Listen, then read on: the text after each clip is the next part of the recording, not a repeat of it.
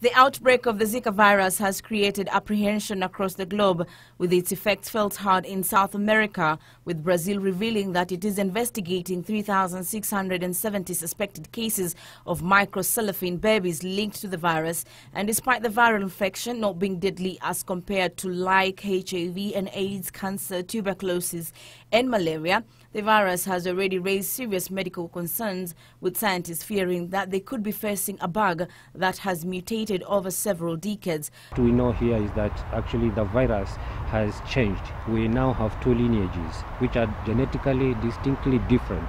We now have the African lineage and we have the Asian lineage, which means if it's the same virus that originated in Africa, when it went to Asia, it has changed, meaning some mutation has happened.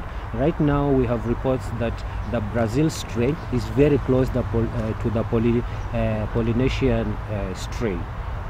We are not told that it's very close to the Asian strain, meaning this is predicting another third lineage coming up.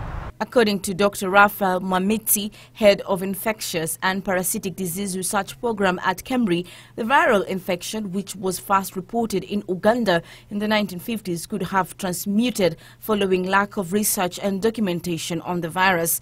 We could guess, in fact that's a guess, that we could be protected and we could be having the virus. Otherwise, if that strain which is in Brazil is really a mutant strain, it could be a very lethal strain already, as we are seeing, being associated with very aggressive signs like abnormal births and other neurological signs. But also we should not delay in our response the way we could have delayed with Ebola for it to have caused so many deaths before, the global family got involved. Of concern is that the virus has assumed other modes of transmission, with Texas reporting a rare case of sexual transmitted infection, with the patient said to have not traveled to infected areas, but their partner had returned from Venezuela. The second case is what has recently been reported to have happened in Texas now, where a young man had it from a girlfriend who had visited Brazil. Okay, so then these are the concerns right now with two cases available. At least right now we have no reason not to believe that this virus can be sexually transmitted.